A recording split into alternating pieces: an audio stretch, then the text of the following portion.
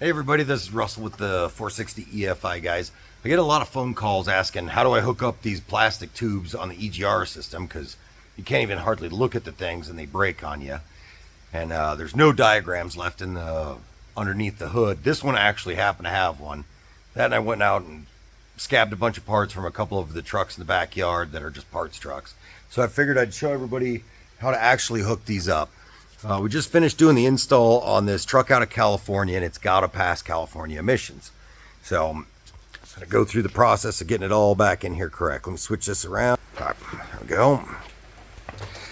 So anyways, this one's going to look a little bit different than a bone stock engine, as we did the low profile throttle body on here. And don't believe what that guy out of Gillette says. I tried to help him, and he would not work with me on, let's get this thing right. Let's get your TPS signal right so that it can actually make the difference we set out to do. And that's why the people who have actually got them are so thrilled about the low profile throttle body. Everybody, including myself, gets better gas mileage with them. Coming off the line, great power. Just an astounding amount better throttle response. In fact, I've sold a lot of these to guys who worked at Ford in the engineering department when they made these trucks, because they set out to just kill this engine. So anyways, back to the EGR stuff. Sorry for the sidetrack tangent there. So normally under there, you've got a vacuum tree, and your fuel pressure regulator would normally be hooked up to that. When we do the low profile throttle body, we just run that. You can still leave it in the tree, but I like to get the tree out of there and run it on the back. So you can do it either way, but fuel pressure regulator can either go to the vacuum tree or to the small port on the throttle body under there. And even with the spacer, it's kind of hard to see, but that spacer gives us a lot of wiggle room. So stock on the back of your upper plenum, your map sensor over there would run into the back of the throttle body, the upper plenum, sorry.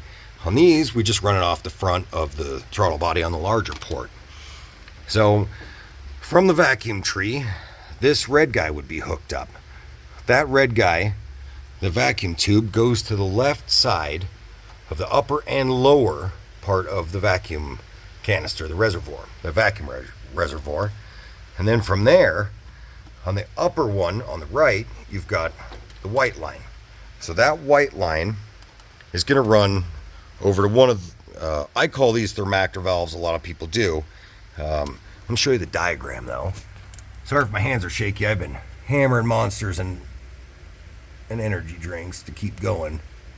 So you've got your EVR, which is that left unit there, and so on this one, it's a white line.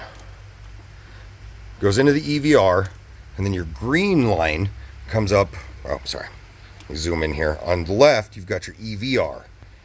So reserve vacuum gets fed into this, and then when this valve opens, it sends vacuum up to your EGR with the green line. On your right there, you've got, on the right side of the coil bracket, you've got the black line here coming from the bottom. It's going to come over to this farther right one.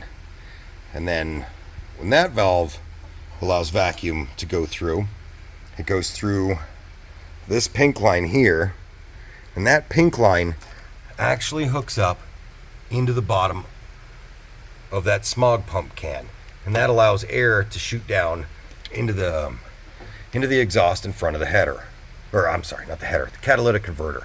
Basically, they pumped air into there to help heat up the catalytic converter and to also just thin out the exhaust gases coming through there.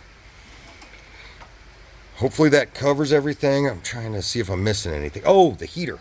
That's right. So you've got a little T back there on the heater. So that guy needs constant vacuum. So I'm just going to run that off of the back on the T in the back. And on this unit here, excuse me, with the low profile throttle body, I'm going to bring the red line off the T, or the vacuum tree on the back of the intake. And then I'm just going to run, all rubber lines over to those valves. Because again, this guy has to pass emissions in California, which is no big deal. I passed emissions in Denver with no EGR system in that blue and white monster in my 78. So just to recap, red is full-time vacuum from the intake. The upper one comes to the one inboard. And then on this one, the black coming from the lower one on the right comes to the driver's side, right as I'm looking at it here. And then the pink line comes around to that valve there. And then fuel pressure regulator hooked up, of course. Got to have your brake booster hooked up and your heater box. And that's about all the vacuum lines that are in here. Hopefully this helps people. I know, and it'll be the same on the 5.8, the 5.0, the 460. It's going to be laid out a little bit different, but all the valves are still going to be the same.